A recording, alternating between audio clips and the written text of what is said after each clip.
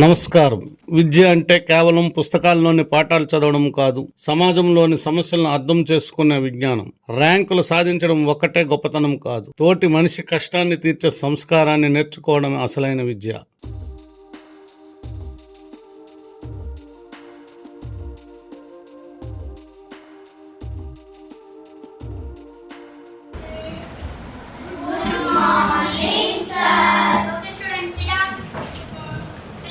ఈ వారం మన స్కూల్ వార్షికోత్సవం. ఈసారి ది బెస్ట్ స్టూడెంట్ అవార్డ్ కేవలం మార్కులు బట్టి ఇవ్వం. ఎవరైతే సమాజానికి ఒక మంచి పని చేసి చూపిస్తారో వారికే ఆ అవార్డు. టీచర్, క్లాస్ ఫస్ట్ నేనే కదా, నాకే అవార్డు వస్తుంది చూడండి. బాబోయ్, మళ్ళీ ఇదేదో ప్రాజెక్ట్ పనిలా ఉంది, నాకు నిద్ర వస్తుంది. మహేష్, చదువు అంటే మార్కులు మాత్రమే కాదు, ఏదైనా మార్పు తేవాలి. పదండి, స్కూల్ బయటకు వెళ్ళి ఏం జరుగుతుందో చూద్దాం.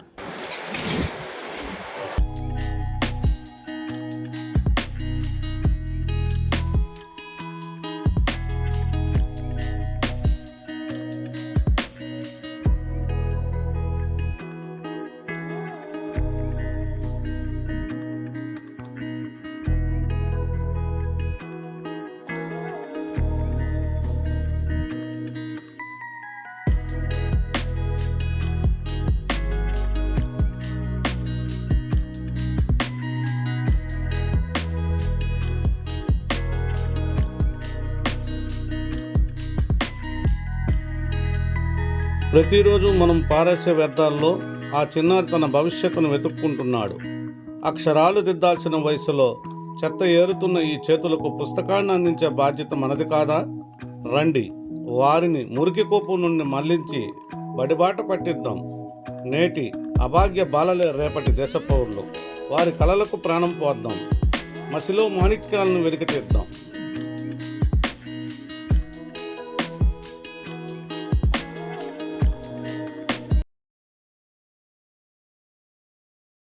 అన్వర్, జ్యోతి, ఆగండి. చూడండి, ఆ తాత ప్లాస్టిక్ వాడుతున్నాడు. ఆ పిల్లాడు చెత్త కాలువలో వేస్తున్నాడు. రేపు వర్షం పడి కాలువల నుండి రోడ్డుపైకి నీళ్లు వచ్చేస్తాయి కదా. అవును సంజ, ప్లాస్టిక్ వల్ల భూమి పాడవుతుంది. మనము ఏదైనా చెయ్యాలి. చిన్ని, ఇదిగో ఈ పెన్ను, పుస్తకం. రేపటి నుండి నువ్వు మాతో స్కూల్కి రావాలి. టీచర్ గారితో మేము మాట్లాడతాం. అవును చిన్ని, నేను కూడా నీకు పాఠాలు నేర్పిస్తాను. ఫ్రెండ్స్, మన దగ్గర ఉన్న పాత పుస్తకాలను, పెన్నులను చిన్నికి ఇద్దాం. తాతకు ప్లాస్టిక్ మానేమని నచ్చ చెబుదాం.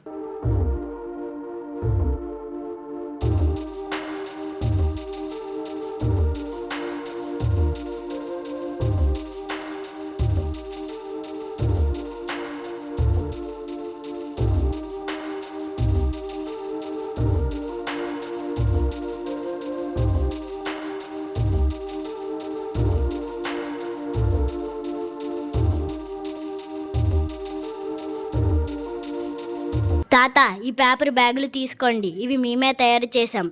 ప్లాస్టిక్ వాడటం వల్ల మన ఊరికి, మన పిల్లల ఆరోగ్యానికి ప్రమాదం. అవునా? ఇంత చిన్న పిల్లలు అంత పెద్దగా ఆలోచిస్తున్నారా? సరే బాబు, ఇక్కడ నుంచి నేను కూడా ప్లాస్టిక్ వాడకం తగ్గించడానికి ప్రయత్నిస్తా. ఓయ్ పిల్లాడా, ఆ చెత్తను ఇక్కడ వేయకు, వెళ్ళి ఆ కాలలో పడే. నేను సంధ్య ఇంట్లో ఉన్న పాత పేపర్లతో బ్యాగు తయారు చేశాం. ఇవి ప్లాస్టిక్ బదులుగా వాడచ్చు. పిల్లలు, ఈసారి ది బెస్ట్ స్టూడెంట్ అవార్డ్ కేవలం ఒక్కరికి కాదు, కృష్ణ మరియు తన బృందానికి ఇస్తున్నాను. మీరు పుస్తకాల్లో ఉన్న చదువునే బడి బయట ఉన్న సమస్యను తీర్చడానికి వాడారు.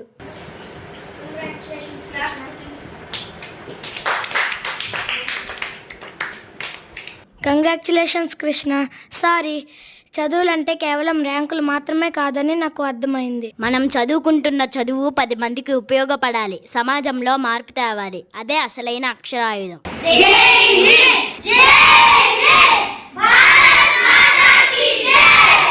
మా తపస్వి ఇంగ్లీష్ మీడియం హై స్కూల్లో మేము విద్యార్థులకు కేవలం అక్షరాలను మాత్రమే కాదు, రేపటి సమాజాన్ని మార్చే ఆయుధాలను అందిస్తున్నాం. చదువుకున్న అక్షరం ఒక చిన్నారి భవిష్యత్తును మార్చితే, ఒక సామాజిక సమస్యను పరిష్కరిస్తే అదే నిజమైన విజయం. మా పాఠశాల విద్యార్థులు రూపొందించిన ఈ చిరు ప్రయత్నం అక్షరం ఆయుధం.